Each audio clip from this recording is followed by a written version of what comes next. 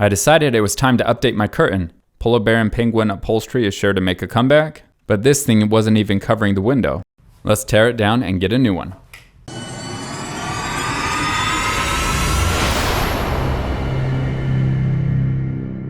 The current tenant of this room has very high standards, so to avoid mistakes, we want to plan everything out.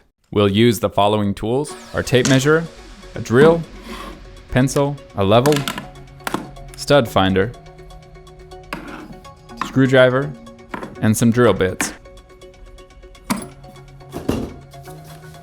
This curtain rod was sold by Amazon Basics. It's 88 inches long, made from nickel.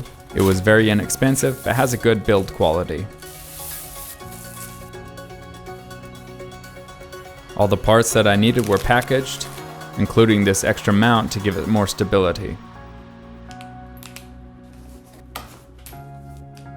I went with these thermal insulated grommet blackout curtains by Nicetown. They are soft and machine washable and are designed to block out sunlight, so are really good for a sleeping baby. So to start working on the curtain, the first thing we need to do is remove this siding panel.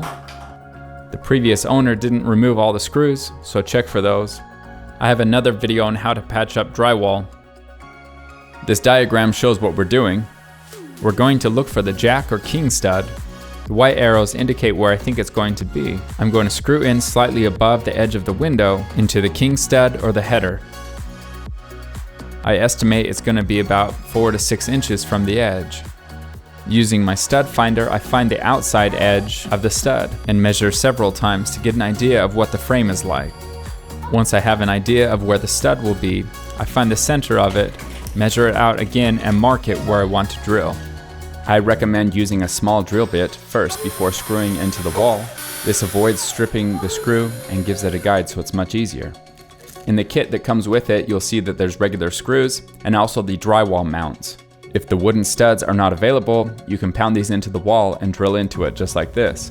It is almost always better to drill directly into the stud. Kids tend to pull on these curtains, so they need to be very durable. I hand tighten this down so that it can pivot. I set it down and start to measure the next side. We repeat the same process. There's likely going to be a header that runs along here and a king stud 4 to 6 inches out. Measure several times to get an idea where they are and check that they line up. At this point, I put the curtain rod on and used a level to make sure it was even. Before we screw it down, we want to take it apart and put on the curtain. Take note of the inside and outside of the curtain and fold it so it's facing the correct direction. You'll want to fold it just like a closed accordion and slide it on. Now grab the other curtain and repeat the same process. Again, double check that you're folding it on the right side. Now that we have both curtains on, we're ready to finalize the curtain rod. We measured earlier that this is level, so now we can use our drill bit and screw it down permanently. I used a hand screwdriver, but a drill's just fine. Double check that it's firm and we're good.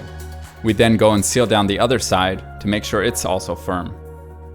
We can see that this project is starting to come together, but before we can be done, we want to install the support hook. If we don't install that, it will sag in the middle from the weight of the curtains. To do this, I measure the width of the window and find the center. And like before, I use a small drill bit to guide in the grabber screws. You may want to use a stud finder, but it's likely you're going to be drilling into the header stud. I then place the hook and seal it down.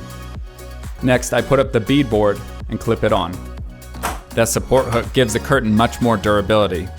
Overall, I'm very pleased how this turned out. Lastly, I brought in the room tenant to make sure that he approved of the work.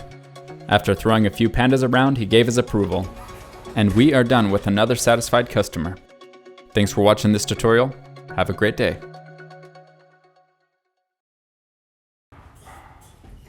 Do you like your curtains?